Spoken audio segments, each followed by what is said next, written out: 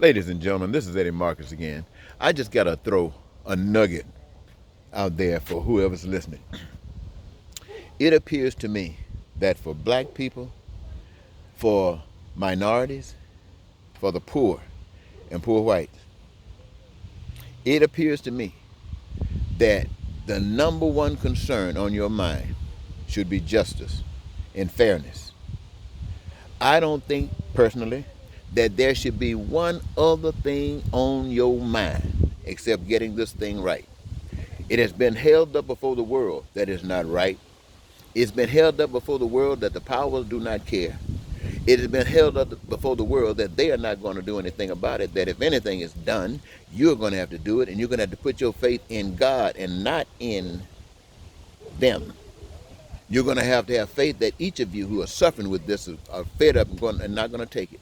So rather than sitting up in the house trying to paint your house to make it look good inside as while you are a slave, or whether you're trying to go outside and make sure your yard look good while you are a slave, you better make sure that you're a human being. Make sure that you are a person, somebody that's respected, somebody that's decent, that can be held up and treated as same as anybody else, that you can live just like everybody else, and the same problems that you have that they don't, that you have that they had. Now neither of you got them anymore. Why? Because you resolved the problem. So I'm trying to say, who sitting up there trying to talk about some other stuff, going out to party and stuff like that? I'm not trying to stop you from partying, but the number one concern is to make sure that you're treated like a decent human being, a child of the Almighty God, and not walking around being a slave and fixing up your stuff, acting like it doesn't even count. And people talking this little trash about freeing you from a chokehold or putting someone over here in this program while they're still treating you like a slave. You can't do anything else under this system but do that.